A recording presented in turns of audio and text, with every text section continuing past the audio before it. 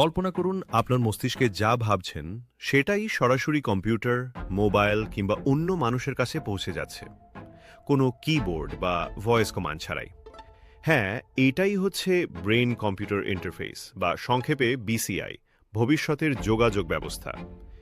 Brain computer interface মূলত এমন একটি প্রযুক্তি যা আমাদের মস্তিষ্কের সিগন্যাল পড়ে কম্পিউটার বা যন্ত্রে রূপান্তর করতে পারে। ফলে আমরা শুধু ভাবনার মাধ্যমে ডিভাইস নিয়ন্ত্রণ করতে পারি। একে বলা হয় মস্তিষ্ক ও মেশিনের সরাসরি সংযোগ।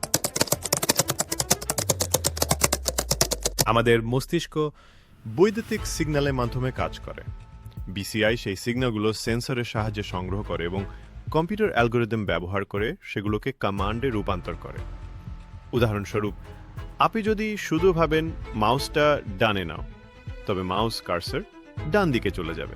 এখন এই প্রযুক্তি প্রাথমিক পর্যায়ে থাকলেও অনেক চমকপ্রদ কাজ করছে। পক্ষাঘাতগ্রস্ত রোগীরা হুইল চেয়ার বা রোবোটিক হাত শুধু মনের ইশারায় চালাতে পারছেন।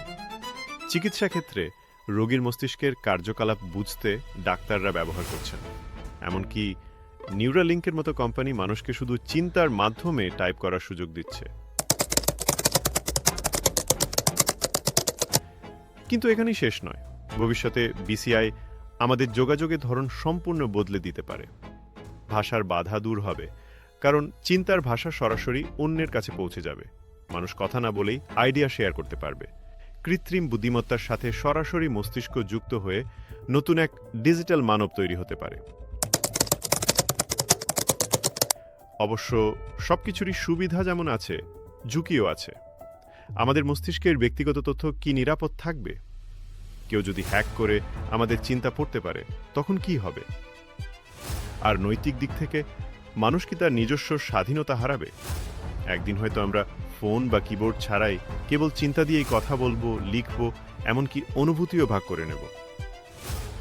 তবে এই প্রযুক্তি আমাদের কোথায় নিয়ে যাবে, স্বাধীনতার দিকে নাকি নিয়ন্ত্রণের দিকে, সেটা নির্ভর করছে আমাদের সিদ্ধান্ত ও ব্যবহারের উপর।